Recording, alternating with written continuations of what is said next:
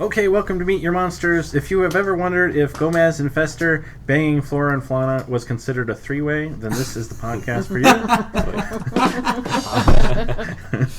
My name is Abram Macon. These are my friends. Kathleen. Oh, Matt. Colby. I'm used to Colby going first. I'll be... I always sit on the other side of you. I'll be playing the parts of Derek and Sarah. Yeah. We are lonely without our extra folks tonight. Derek and Sarah. Yeah. Come back to us. This is like the four horse people of the original Meet Your Monsters. I don't say horsemen, but Kathleen's a woman. Yeah. And she's more horse than most. Do your horse noise. I'm on the spot. We can edit it. Do a real horse? Okay. No, you gotta do the real... There you go. That's them shaking That's their head good, in case yeah. nobody saw that. Later she'll do a spot on Daniel Day-Lewis. I've been hearing about this Daniel Day-Lewis impression for like the last 6 years. That's because when we saw that There Will Be Blood, it just like happened. Like it came out and I was like, oh my god. But now it's been so long since I've ever seen the movie that I don't even remember his quotes or anything from it. I just remember being in the shower at the old house, and she said, what the fuck was the line from the movie? I forget what it was, but I was like, shit, who's in the house? Daniel played you. Should talk about drinking milkshakes. Yeah. It was definitely something about my boy or something. I forget what it was. It was very funny. Okay, how's everybody doing? I heard Derek's having fun in Las Vegas right now. Yeah. And unfortunately, Sarah is ill. Yeah, she wasn't feeling too hot. Matt, And for our international listeners or people that don't live in Colorado, it's fucking freezing out right now. yeah, I was surprised that you made the trip, Matt, because I figured the roads would have been real Matt shitty. comes down from Canada Every week. Great White North. Yeah, I was That's why I banking can't on relate not to doing you the guys. podcast tonight. I was like, what are we going to do tonight? They're not coming. Yeah, well, this morning it was really bad. So I figured, really? Yeah, it was a fucking mess this morning. It was pretty good all day in Cheyenne. Yeah, that's cool. Okay, so just out of curiosity, banging Flora and Fauna, would that be a three-way, or would it be? No, See, they're, if there's presumably two only one vaginas- they're vagina, individual right? persons. Yeah. But There's only they share one body. Yeah, but if like they're going to vote, But that's two it'd mouths. be two gals. Yeah. So no, it's a like an orgy. Because I don't think there's such thing as a four-way. It's like It'd be Well, a yeah. foursome, maybe. How's there not anything like a like four-way? you just when's the last time you heard somebody saying like, "Oh, it's gonna have a four-way"? And you just don't hear it. It's like an orgy. It's hard enough to get three. Are we even sure It would be Fester has easier a to get penis? a four. Yeah. We're gonna have to research this further because I'm really conflicted by this. Okay, for you at home, Meet Your Monsters is a podcast in which I show my friends horror movies that I love, and we find out if they love them too or they just think my taste in movies sucks. This week's movie is the 2009 My Bloody Valentine in 3D. This was written by Todd Farmer, Zane Smith, and based on the 1981 My Bloody Valentine, written by John Beard. Okay, now... Oh, and it was directed by Patrick. It's Lusser or Lussier. I'm not quite sure how you would. He's a lesser Lussier. Yeah, Lussier. I'm not quite sure. What did you guys think of this movie? I thought it was fun. I It wasn't like didn't like the story didn't blow my mind, but it was a fun movie to watch. I'm really bummed I didn't watch it in 3D when it was in the theater. That seemed like it'd been fun. They went wild with the gore scenes, which I thought was great. It was great. That's Yeah. all I want. Yeah, I liked it. I did not like it. Didn't care for it. No. Wasn't sad enough. I was Even telling. though his like father died. Nobody was hooked on heroin. Yeah. I was telling Sarah at work, I was like, I wonder if the twist ending would be enough to make Matt like it. But the twist was pretty shitty, so... I'll get to that in the tropes. Okay. But so wait, real quick. I don't know if anybody's keeping a time. Maybe you'll know, Matt. How many movies have you liked? One. Monster Maybe Squad like and Oculus. Oculus. I feel like there was one more. Leprechaun? Everyone likes In Leprechaun. retrospect, yeah. Like, Origins. oh, not that one. Oh, God. I need to say, too, okay, so the last episode, we ended with me saying we're going to go watch Leprechaun Origin. That movie sucked dick. We're not even going to talk about it. We're here the critics system. Yeah, we're moving right past that one onto My Bloody Valentine. So, Yeah. Leprechaun Origin, no thank you. Yes. But what we were saying. Okay, so now when you say that you don't like these movies, but do you enjoy watching them? Or are you just are you down there like going like fuck every fucking weekend? If I wasn't watching it with a group of people, I would really hate it. But it's fun watching it together. Okay, yeah. I feel like if I were watching this alone, I'd be like, oh man, I can't wait to see everybody. Someone tell them about this movie. Okay, so it's more the hangout experience that you enjoy rather than the actual film itself. Yeah. But occasionally we'll find some good movies. Occasionally it's both. It's the movie and the... Yeah. Follow us through the darkness of our wasted and festering memories as we struggle to recall the movie we just watched with this week's sinister synopsis.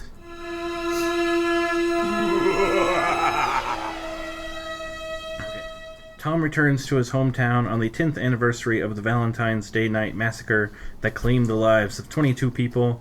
Instead of a homecoming, however, Tom finds himself suspected of committing the murders, and it seems like his old flame is the only one who believes he's innocent.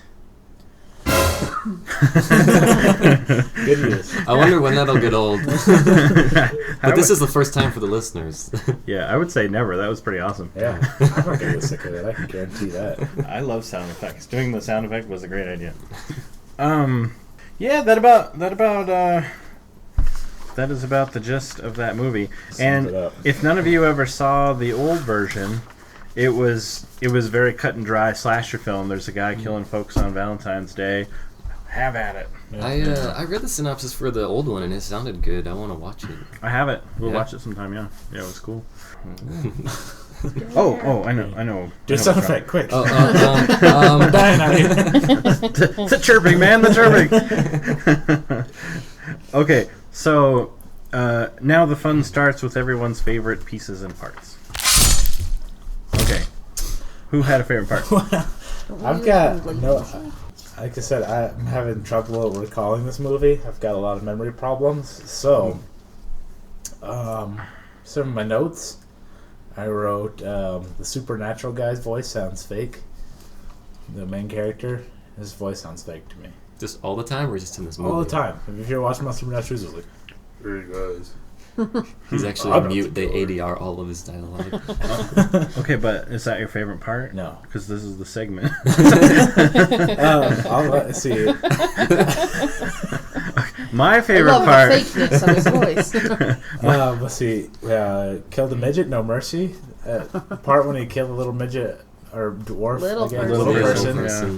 yeah. In the thing, man, that dude just no mercy. He killed everybody in his path. Yeah. That was pretty awesome. And he didn't even know he was killing them. Yeah. Oh, Yeah. He thought Harry Morgan was doing it. Or Harry, what's his name? Harry Morgan, what's that from? Isn't that Dexter Dexter's Morgan. dad? Yeah. Oh, that's right. Yeah. Yeah, Okay. Harry. He thought Harry. Yeah, whatever his name was.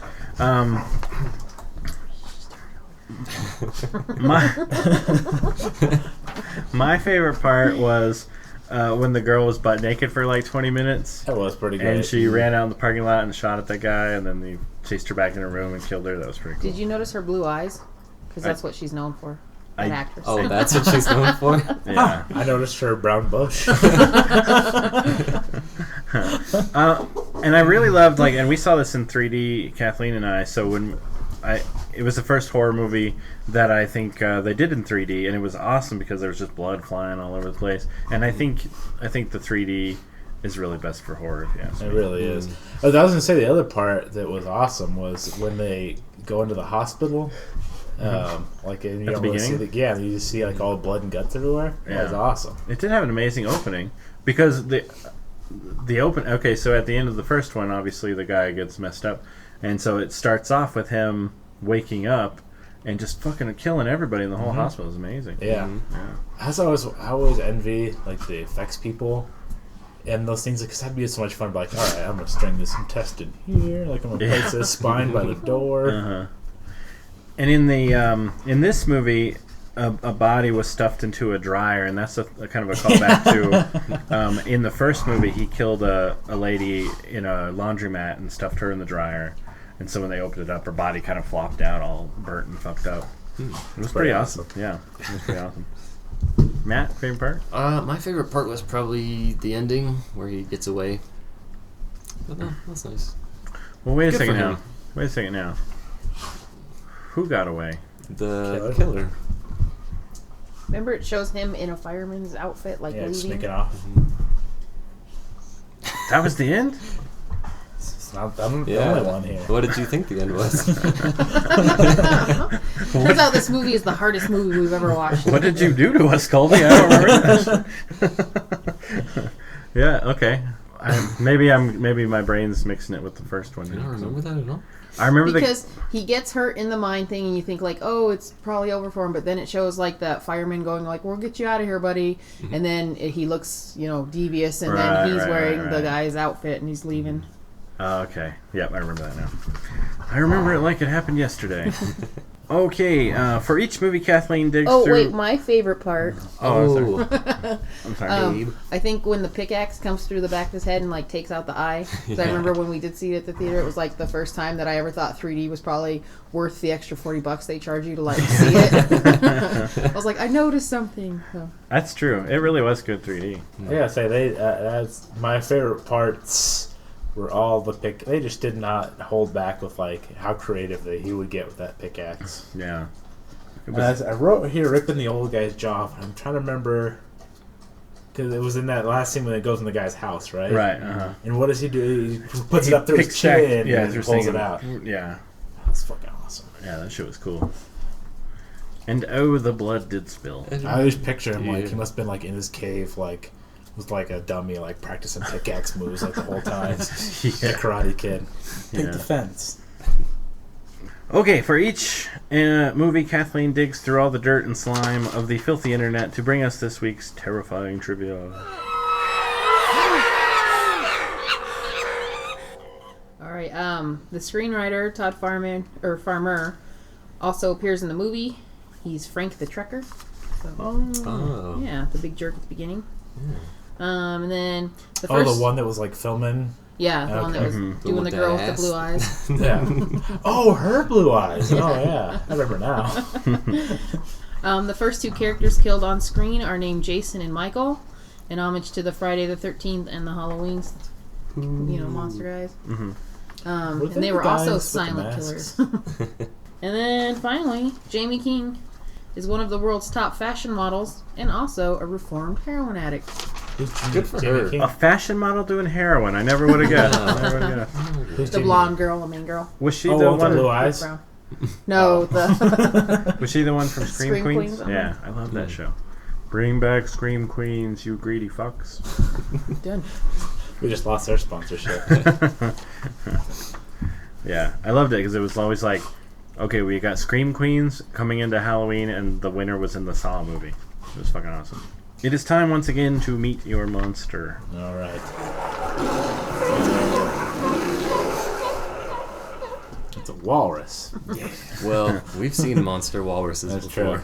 True. John Landis classifies these type of monsters as human monsters. What? Human? The original. You know what's the thing about this movie is, have you ever used a pickaxe? Mm-hmm. They're fucking heavy. Yeah. So this dude must have been working out all the time. He was strong as hell. Yeah. He would rip their heart out and put it in a box of chocolates. A heart-shaped box. Oh yeah. That was my second favorite part of that movie. And then he'd give it to the police and whatnot. Yeah. And ruined all that chocolate. I can't remember exactly. Oh, I think in the first one, he was killing up the town folk because they had abandoned him in a mining accident. But I could be mistaken. It's been a long time since. You know what? You know how it's usually you with the stories. I've got a story similar to this. My uncle used to work for a towing company. And I don't know if everybody knows this, but usually who cleans up car accidents is towing companies. They clean up the wreckage. And there once was a trucking accident, and the trucker was killed, and he was shipping the King's Hawaiian rolls, and it had spilled, and my uncle was telling me about how they got to have all the King's Hawaiian rolls they want because What's that? They were in a wreck, and I was like, okay, I'm never having King Hawaiian rolls again because that just ruined King Hawaiian rolls for me. I don't even know what that is. I think it ruined it for everybody because nobody knows what they are. You guys never had King's Hawaiian rolls? I don't know. Oh, you like give them in the deli at grocery stores? They're like sweet bread. They're like in roll form. And Arby's makes a sandwich now with them as bread. King's Hawaiian rolls. Never heard of such a creature. They're really good. I can't eat them because all I could think of was like bloody King's Hawaiian rolls from a trucking accident. Wait, so bring it full circle? What was that? Because it probably ruined chocolate for the people. Oh, you're saying okay. Chocolate you're saying hearts. after the box of Like, you want Twix? So They're like probably chocolate like, while the movie's going. I think I would have actually eaten the chocolate in with the heart. It's like look for one policeman of blood on it, like, oh fuck, it's I can coconut. rinse that off. Reminds me of this episode of Beavis and Butthead when I was a kid. He said, he's like, when you went to the bathroom, I took a dump on your cracker and you ate it. And Beavis goes, or no, whichever one. He's like, I took the turd off and ate the cracker. What's wrong with that? So yeah, you take the heart out and eat the chocolate. What's the problem? Turd, that's a funny word. Here on Meet Your Monsters, we like to examine all forms of depravity, and so now for the mathematically perverted, the Colby count. You get no sound effects. Okay, Sorry. Wait, what's happening? That really no Show sound us effects? Oh, here we go. Okay. There were 15 bodies in this movie, 3 boobs, which is always appreciated. Okay, and now I got a question. 1 coveted bush scene. I got a question because There wasn't much push. in one of the movies you counted She kept it nice. you counted the same girl's boobs every single time, like it cut scenes. Uh-huh. In this one, she was in that going back and forth for like 20 minutes. It was really going back and forth. It was like a long take. Okay. Okay, there were 6 boobs. So in you're this saying movie. like I'm just gonna double it. if they cut away to a different character, like what constitutes a different Look, boob Abe, shot? I can barely keep this. Fair enough. Let's just. There were some boobies in this movie. Let's fuck it. There's 10. Let's say there's 10 boobs. Because there was. They did cut back and forth. You're right. I was just trying to figure out your system. I guess there were more than one bush scene too. Yeah. Which is awesome. Yeah. I'm not gonna complain. They showed this girl from many angles. Is Yeah. what we need rules, don't we? Just count them like one person one time. That makes sense to me. Yeah, but it's gonna bum me out. So like, there's only 1 boob in this movie, whereas like if that 1 boob was hanging out for like 6 scenes, there are like 7 boobs in this movie. You're gonna make a great accountant. I was just about to ask you to look over my bills for me. But I'm thinking Just drawing tits off. Yeah, Like, every what's zero good is to a do? boob. he'd be like, "Abe, you've got $1 million." I just counted this one a few times. And now we honor the artists and artistry that literally put the horror in the horror movie with what we lovingly call special effects.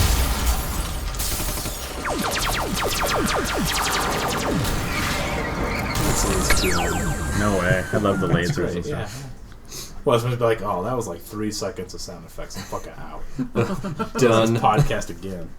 So the key makeup artist in this movie was Ginny. I'm guessing her last name here is Joseph Chick. It's spelled like a C and a Z. It's weird. But she was also the key makeup artist on Dogma. Remember, I was bring this full circle. Must mean Turd she monster. made the turd monster in Dogma.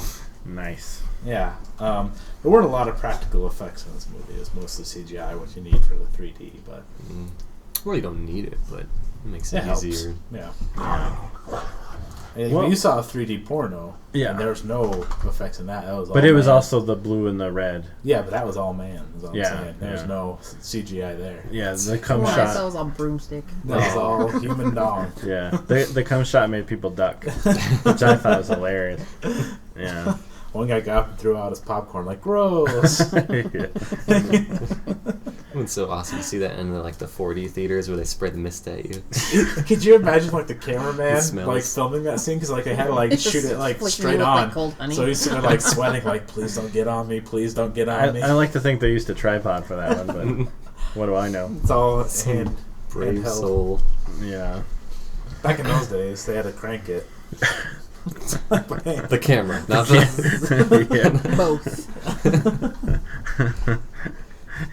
So much here's cranking. the thing. Maybe you guys will understand this too. In reading Jeannie's IMDb page, she does some really good practical stuff. Like for The Fault in Our Stars, she was a head makeup artist. And those kids looked sick in that movie, so like that's cool. But she made those kids look sick as fuck. They were, man. There's some scenes where they fucking looked fucked up. Did they all have eyebrows? No. Did they? One I've seen they didn't have eyebrows. Anyways, remember the Dark Knight Returns cartoon? She was the makeup artist for that. What do they need makeup for the I cartoon? don't know. Like, did she do like the people's makeup while they were talking into the microphones or something? That's really one of her credits? Yeah. Makeup artist for... Batman, The Dark Knight Returns, Part 1, makeup artist. And apparently she wasn't very good because they didn't bring her back for Part 2. Because they realized, like, oh, we don't need this Wait, at all. we need Not artists even a for little this. bit. Oh, that's weird. That doesn't make no sense. They're like, well, we're doing a movie. We need a makeup person. It's animated, you asshole. Maybe for promotional stuff? He was just sitting there reading the paper maybe. the whole production. That sounds like a money scam right there. Yeah, maybe they did a roundtable commentary with video. Okay, so hours of effort and creativity go into making a movie, and there's always some asshole just waiting to shit on it, Matt. And so on behalf of the unappreciated horror It's funny. You filmmaker... say there's some asshole. I'm in the middle of the intro, for Christ's sake! When you say there's some asshole waiting to shit on it, and I'm like, that's like asshole's sole purpose. Shitting. That's why I wrote it. It's clever. Like, Thank you. It's not funny when you explain a joke, Colby. maybe there's some people out there that didn't get it. It's like, yeah, there's some dick out there waiting to say something mean about this movie. I have a sound effect just for you, Colby. This is your cutoff cue. Oh, that's a good idea, yeah. Yeah, his interruption button. Colby's interruption button. Okay, hours of effort and creativity go into making a movie, and there's always some asshole just waiting to interrupt me, Colby. And so on behalf of the Funny that you say interrupt. on behalf of the underappreciated horror filmmaker, we are here to take revenge with the critical critique. My God, they've all gone. I like this one too. That's great. This one is from Tom Meek. Listen to the name of this paper. It's even weird. The Boston Phoenix. Okay. Do you think like he just writes it on the side of one? What? The whole paper. He's just like on a phoenix. Just printed it on It's the just one back. phoenix that makes the news You can rounds. like follow it in the sky. I'm like, oh, look at that. Okay, so anyways, Tom Meek, The Boston Phoenix. His review is, it's Scream before Scream minus the deconstructive verve. Now here is Matt Nave to describe what a deconstructive verve is. Okay, well, verve just means like talent or skill or ability. The deconstructive nature that they're talking about in Scream is when they are discussing the function of the horror film. They're piecing it apart, just talking about the themes and the tropes, if you will, while it's occurring in the movie. What he means by Scream before Scream, though, I don't know. Yeah, that doesn't make any sense. Also, speaking of Scream, I had a revelation today. The Scream mask in Scream is based on the Scream painting. It You know looks that? exactly like it. It is what it's from. Yeah, I didn't know that. It's the name of both the painting and the movie. I know. His name is Ghostface in the movie. But the movie's called Scream? Like I said, I just figured it out yesterday. That's cool. I'm not cultured enough to have these conversations with you guys. Who painted it, Abe? Come on. It wasn't... You are asking the It guy who went to art wasn't school. Picasso. Yeah. It wasn't tell you who it Picasso. was. Was it Manet? Not Monet? Starts with an E. With an E? Mm-hmm. Fuck, I don't know. Irv. Edmund. Gotti. Dr. Julius Irving. What? Dr. J. You could dunk like nobody's business. You guys never heard of Dr. J? I know Dr. J. Yeah. Oh, why'd you look at me like that then? Why don't you greet me? He's He like, didn't paint. Well, you were saying like 4 names. You're over there going, Irvin Johnson, Dr. J. Dr. Julius Irving. Yeah. Because I think that was with an I. Irving? It's Dr. J's last name is Irving. I think it's spelled with an I. Yeah. Edmund Munch? Was it Munch? Painted the screen? Yeah. Okay. Munching on box. That's what they German called guy. him in art school. Yeah. Box Muncher. Because I remember always thinking it was the same guy who painted Starry Night. But Yeah, Because they me look too. real similar. But no. That was Van. That was not Van Gogh. Yeah, it was Yeah, Van it's Van Gogh. Gogh. Yeah. I think. Yes. Yeah, This isn't an art podcast. I heard what really happened with Van Gogh's ear is he cut it by accident, and he was like, "Oh, you know who would really like this? You know who loves ears? My girlfriend. But yeah, so I don't know what he means by scream before scream. Because they're not similar in And you any know what? way. I thought he was like trying to be like a smartass and say like scream after scream, like it's so bad it's scream before scream. But scream is capitalized as in a proper noun, as in the title of the movie, Scream. Yeah. That review is for the new one, right? Not the old one? Yeah. Because if he's talking about the 87 version, then it makes sense. Well, he might be, but then they did it wrong on Rotten Tomatoes here. But his review is dated April 23rd, 2009. Oh, okay. And what did you say this guy's name was? Well, 2009 is also the date they re-released the uncut version of My Bloody Valentine. Right, too, right. So. So is he trying... Sorry, Okay, Tom. let's assume that he's talking about the old version because that's the only way that makes sense. Then this critical critique is irrelevant. Yeah. In which case, like, This one's in Spanish. I have to retract my "this guy's an asshole" comment because No, he's still an We're asshole. the only assholes here. Yeah, no, he's an asshole. Well, we can't say that. We haven't even. Well, we haven't seen the Is original. the original good? I enjoyed it a lot. Fuck But, you, sounds Tom good. Meek. Yeah. I thought it was cool. But I also really love this one too, so I'm easy to please by my Okay, here we'll do slasher cinema. You wanted to like find a more relevant one? Okay.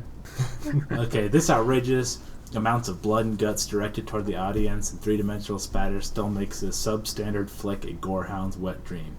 From Steve Newton of Georgia Strait. I don't know if that's his band or that's his newspaper. Okay, so was that considered a good review or a bad review? Bad. Because that sounded like a kick-ass review to me. He's no gorehound. Oh yeah, cause I'm like, in all my wet dreams, there's gore. Yeah. Shall we move on from the critical critique? Yeah, I think we're done here. Yeah. Let's get meta about murder with Matt's themes and tropes. Actually, don't have too many for this. Does that mean this movie was completely original? No. First, there's the trope of the mask. This is the trope where if someone is wearing a mask, it means that the killer is already someone that you have seen, except for with the exceptions of like Freddy and Jason. Like, there's no other reason for a character to wear a mask in a movie unless you've already seen him. But Freddy didn't wear a mask. That's why I said the exception. Oh, okay, I gotcha. Okay, and then what? Michael Myers. I guess you saw his face when he was a kid. But yeah. You mean Jason? No, Michael Myers. Because remember, But you see Jason's face when he's a kid. That's true. Yeah. But Michael Myers, you see him as a kid because he kills his sister. And All right, and the other trope was the guy was the killer the whole time. Yeah. Which was all right. I probably would have been more surprised, but they kind of made the mistake of putting all the clues that pointed to the other guy too early in the movie. The other guy being the cop. Axel, played by Kerr Smith. Yeah, because like when all the He's heart on boxes, when all the heart boxes fell out of the closet, I was like, okay, probably got still a bit left since there's a lot of unresolved stuff. I was like, well, that probably means that this is The red herring. Yeah. Mm-hmm. The evil red herring. Yeah. Boy, we haven't had any good quotes in a movie in a long time, have we? No, this wasn't a very quote-worthy movie. No. Which I think is kind of good for a slasher, because I just want to see people getting fucked up with a pickaxe, and that's what they did. They delivered on that. But you need the cool, like, I know. Bruce it Campbell enhances one-liner. Yeah. Okay, that is the end of Meet Your Monsters for this week. Thanks to my friends for hanging out with me. That's you guys. And thanks to you at home for listening. That's Jack. If you want to follow along, next week's movie will be Hatchet 2. All right. Nice. All right. Oh, wait. Okay, see you then. Thanks. Yeah. Bye.